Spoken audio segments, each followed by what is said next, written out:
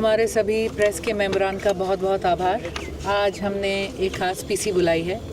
जैसा कि आप जानते हैं कि नगर परिषद अम्बाला कैंट का चुनाव जो है शुरू हो चुका है 2025 और यहाँ पर हमने जो पीछे एक विधानसभा चुनाव बतौर इंडिपेंडेंट टीम एक लड़ा था, आज एक इंडिपेंडेंट टीम के तौर पर हमने अपने प्रत्याशी ऑलमोस्ट सभी वार्ड्स के अंदर साथ में उनके चेयरमैन कैंडिडेट जो है इस चुनाव में उतारा है। आज की पीसी मुख्य तौर पर हमारी कैंडिडेट लिस्ट अनाउंस करने के लिए, हमारे प्रत्याशियों को इंट्रोड्यूस करने के लिए, हमारी चेयरमैन कैंडिडेट को इंट्रोड्यूस करने के लिए इसी मुद्दे से हमने आज की पीसी रखी है। हम यही कहेंगे कि हमारे लिए बहुत गर्व की बात सबसे पहले तो यही है कि एक इंडिपेंडेंट जो है संगठन, एक इंडिपेंडेंट यूनिट होने के बावजूद आज हमने अम्बाला के 30 वार्डों पर अपने कैंडिडेट्स उतारे हैं और एक चेयरमैन कैंडिडेट भी मैदान में है। ये तब है कि जब बड़े बड़े पार्टियों के नाम के जो चेयरमैन कैंडिडेट्स थे आज वो भाजपा के समर्थन में बैठ चुके हैं। तो we are very honoured and proud to say कि आज हमारी जो चेयरमैन कैंडिडेट हैं मनदीप कौर जी, वो हमारी तरफ से मैदान में उतरी हैं और उनका पूरा सीधा डायरेक्ट मुकाबला भाजपा के कैंडिडेट से होएगा। आज हमारे साथ लगभग 14 जो हैं हमारी महिला कैंडिडेट्स हैं एमसी वार्ड्स के अंदर और हमारे बाकी के जो साथी हैं। अक्सर सभी वार्ड्स के अंदर डायरेक्ट कंपटीशन मैं समझती हूँ भाजपा की टीम में और हमारे बीच में रहेगा और हम उम्मीद रखते हैं कि जो आशीर्वाद लोगों ने हमें पीछे विधानसभा के अंदर दिया था वो इस चुनाव में भी देंगे। जो ये निकाय का चुनाव होता है, जब इसकी जब रचना करी गई थी, इसके पीछे जो सोच थी वो सोच ये कहती थी कि इलाके का चुनाव है, इलाके से नुमाइंदगे आने चाहिए, गली मोहल्ले के काम है, जिनकी जान पहचान हो, जो लोगों के साथ सुख दुख में खड़े होते हैं वो लोग साथ रहें। कभी शुरुआत में तो सोच ये थी कि इस चुनाव के अंदर किसी पार्टी का चिन्ह नहीं होना चाहिए, इंडिपेंडेंट कैंडिडेट्स आने चाहिए।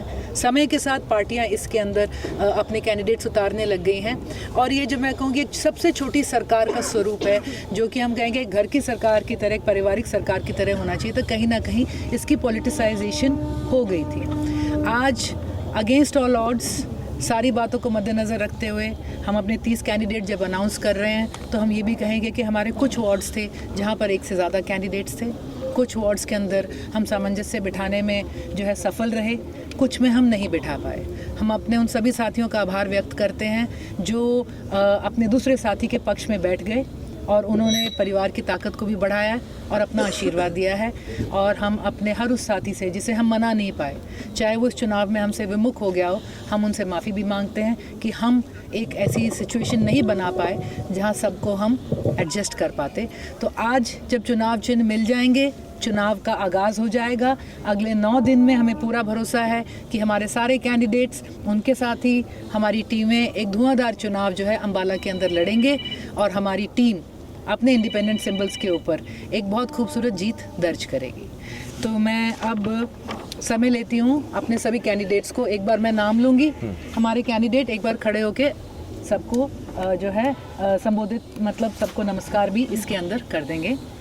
हमारी चेयरमैन कैंडिडेट हैं श्री मनदीप कौर जी और हमें बहुत खुशी है ये बताते हुए कि इस चुनाव में सबसे शिक्षित और हम कहेंगे क्वालिफाइड ये कैंडिडेट हैं। शी इज़ ये परस्यू कर रही हैं सोशियोलॉजी के अंदर पीएचडी चंडीगढ़, जो पंजाब यूनिवर्सिटी चंडीगढ़ से युवा कैंडिडेट हैं। और मैं समझती हूँ जिस तरह से समाज ने इनको प्रपोज़ करा, जब हमने अपने चेयरमैन कैंडिडेट एक आरक्षित सीट पे मांगा तो हमने एक कोई क्लोज डोर सिस्टम नहीं करा था। इसके लिए हमने पूरे समाज से, पूरे एससी समाज से, हर वर्ग से बात करी और हमने कहा ये बहुत खूबसूरत मौका है, समाज इसमें अपने कैंडिडेट्स आगे लेके आए। इसके अंदर 2 नाम प्रमुख तौर पर हमारे सामने रहे थे, जिसमें श्रीमती गीता थी, धर्मपत्नी हमारे सुरेंद्र जी जो लोहाट हैं, और हमारे जो मनदीप कौर जी हैं।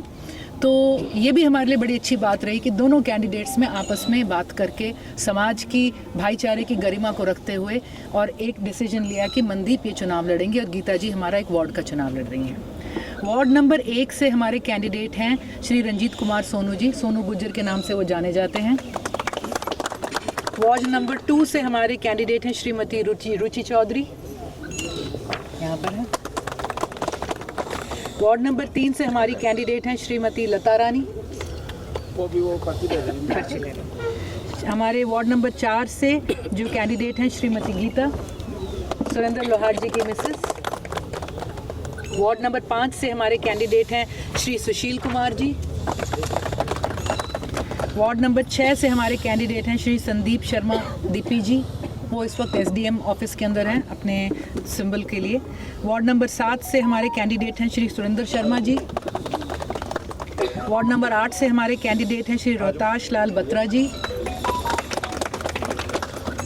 वार्ड नंबर 9 से हमारे कैंडिडेट हैं श्रीमती सुषमा मनचंदा जी। हमारे वार्ड नंबर 10 से कैंडिडेट हैं श्री अश्विनी कुमार शर्मा जी। वार्ड नंबर 11 से हमारी कैंडिडेट हैं श्रीमती नीलम कश्यप जी। 12 से श्री जसविंदर धीमान जी। 13 से श्रीमती अंजू बाला जी। 14 से कैंडिडेट श्रीमती अंडाला सिंह, अंजू सिंह जी के नाम से भी जो जानी जाती हैं। 15 से श्रीमती निशा परमार जी, पूर्व में एमसी रही हैं और अम्बाला का एक बहुत जाना पहचाना नाम भी हैं। 16 से हमारी कैंडिडेट हैं श्री डॉक्टर रवनीत कौर जी, वो अभी आई थिंक सिंबल के लिए वहीं पर हैं। 17 से श्रीमती पूजा। हमारे 18 से कैंडिडेट हैं श्री राजन कलसी जी। 19 से हमारे कैंडिडेट हैं श्री जयप्रकाश जी, जेपी जी, जिनको ज़्यादा नाम मशहूर है इनके। श्रीमती राजनी रानी जी हैं वार्ड नंबर 20 से। वार्ड नंबर 21 से श्री दलबीर सिंह जी। 22 से हमारी कैंडिडेट हैं सुरेंद्र आलूवालिया जी, बंटी भैया। वार्ड नंबर 23 से श्री अमन कुमार जी। वार्ड नंबर 25 से श्री राहुल सोनकर जी, वो एसडीएम दफ्तर में हैं इस वक्त। वार्ड नंबर 26 से हमारे पास श्री संजीव शर्मा जी हैं, लवली जी। हमारे पास वार्ड नंबर 27 से श्री आदित्य गोयल जी। वार्ड नंबर 28 से श्रीमती मीनाक्षी मनचंदा जी। वार्ड नंबर 30 से एडवोकेट अनीता सरगोदा जी। वार्ड नंबर 31 से श्रीमती रेणु बाला जी आ रहे हैं, वो भी है ना। और वार्ड नंबर 32 से श्रीमती विभा खन्ना जी, वो भी आ रहे हैं। तो आज के कैंडिडेट्स हम अनाउंस करते हैं एंड आई थिंक कल से जैसे ही चुनाव चिन्ह मिलेंगे तो हम इसके साथ मैदान में उतरेंगे। आज प्रेस के माध्यम से हम आप पूरे अम्बाला से अपील करते हैं कि जो आपका आशीर्वाद रहा है हमारे कैंडिडेट्स के साथ भी रहें और एक बेहतर अम्बाला बनाने के लिए हमारी मदद भी करें। क्या कोई घोषणा पत्र लेकर आओगे? देखिए जी, घोषणा पत्र में अम्बाला का एक सिंपल इशू है, ड्रेनेज, गार्बेज, सीवरेज। इन 3 मुद्दों पे काम रहेगा। इतनी सारी महिलाएं आज मैदान के अंदर है, हमारी प्राथमिकता रहेगी जो कमेटी दफ्तर है उसको महिला फ्रेंडली बनाना और उसके अंदर बुजुर्गों के लिए ज़्यादा सहूलियत रखना, एक पारदर्शिता लाना, एक प्लानिंग से उसमें काम करना।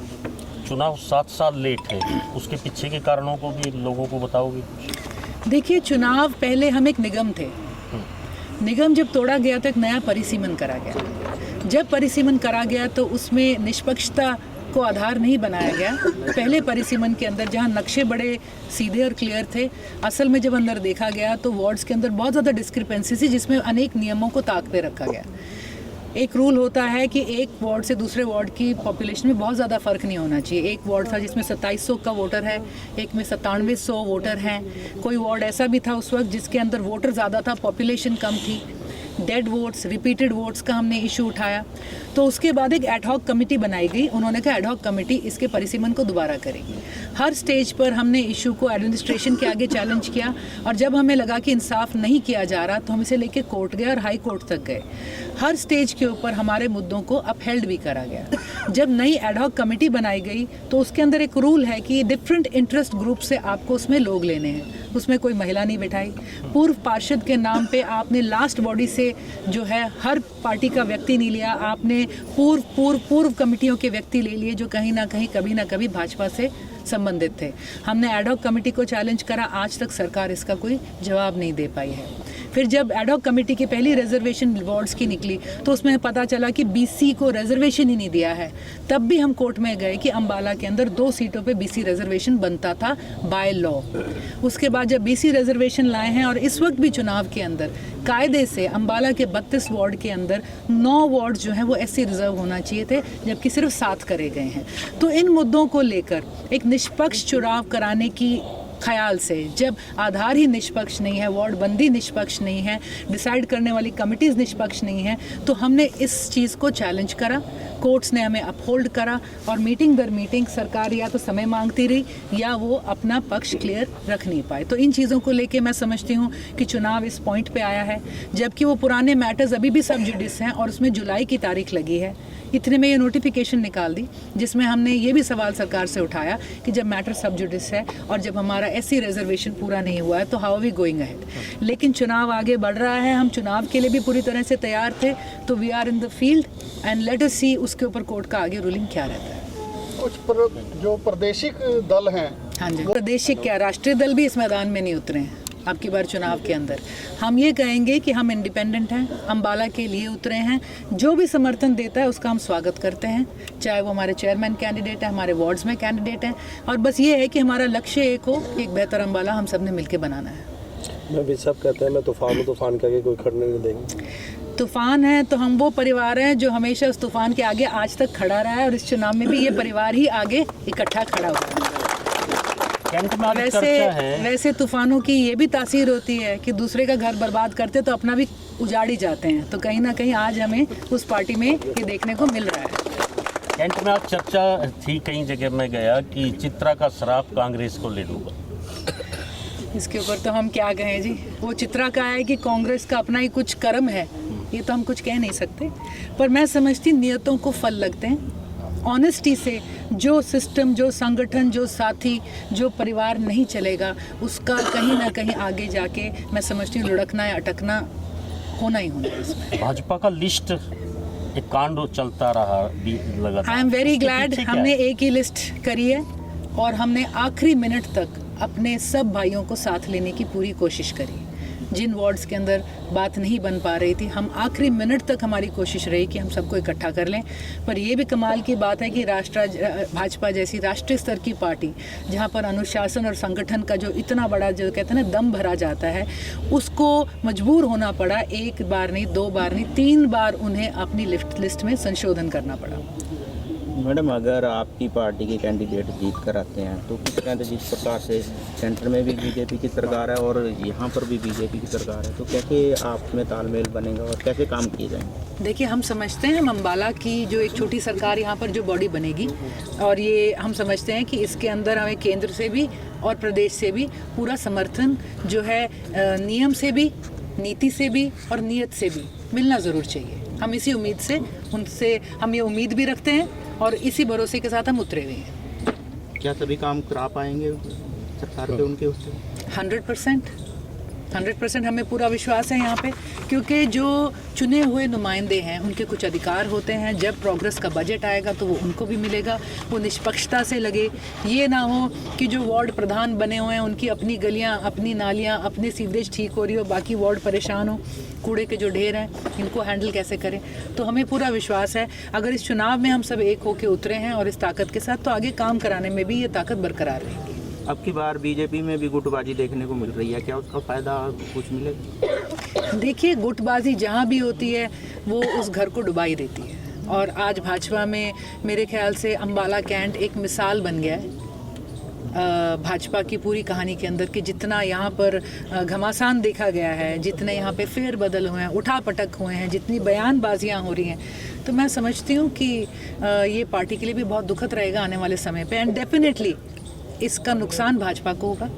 और हम समझते हैं क्योंकि मैदान में हम दूसरा ऑप्शन है, कहीं ना कहीं हम उम्मीद करते हैं इसका फ़ायदा हमें रहेगा। कांग्रेस पहले भी नहीं थी जी, तो जो था ही नहीं उसका लाभ नुकसान तो क्या होना है। अम्बाला कैंट में तो मैं नहीं कह सकती कि थी किसी भी तरह से। हम ये कहेंगे कि अम्बाला के अंदर विपक्ष की भूमिका हम ही निभाते रहे। कोई भी जो मौजूदा सत्ता से सहमति नहीं रखता, अगर उनके पास कोई विकल्प है वो हम ही रहे हैं। और अब भी मैदान में एक सोच लेकर जो हम उतरे हैं, तो कांग्रेस का होना ना होना कम से कम कैंट में तो क्वेश्चन किसी मायने का ही नहीं है। आपको क्या लगता है मैडम, कांग्रेस क्यों नहीं अपने उम्मीदवारों को उतार सकी 32 वार्डों में? आई थिंक जिन कारणों से कांग्रेस संगठन नहीं बना सकी, जिन कारणों से कांग्रेस सरकार नहीं बना सकी, जिस कारणों से कांग्रेस कभी सहमति नहीं बना सकी, वही कारण आज यहाँ भी रहे हैं। और जैसा कि मैंने पहले कहा कि एक नियत, एक मेहनत चाहिए होती है, एक साथी को साथ रखने का एक पारिवारिक माहौल चाहिए होता है, कहीं ना कहीं वो आज यहाँ पर बहुत मिसिंग है। जब एक सहमत नहीं हुए और मेहनत, जितने भी हमारे आज साथी हैं चुनाव में साथ खड़े थे आज यहाँ पर खड़े हैं, हर कोई अपने लेवल पे कहीं ना कहीं अपने इलाके में इन्वॉल्व रहा है, जिसने उन्हें ये कॉन्फिडेंस दिया। तो ये ग्राउंड वर्क कहीं ना कहीं मैं कहूँगी, मैं ये नहीं कहूँगी पूरी कांग्रेस में मिसिंग है, बट कैंग कांग्रेस में तो डेफिनेटली ये नहीं था।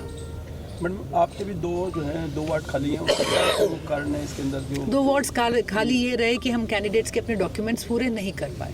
जी, हाँ, बाकी सबके कंप्लीट बाकी कर रहे हैं। हमारे पास 30 कैंडिडेट्स हैं जी वार्ड्स के और एक चेयरमैन कैंडिडेट है। मैडम, जो चुनाव चिन्ह की बात है, क्या सिटी की और ये डिमांड की गई है या कोई नया कुछ मैं कुछ अनाउंस कर दूं वो चल पड़े। डिमांड से अपनी तरफ से जैसे Yes, yes, yes, yes.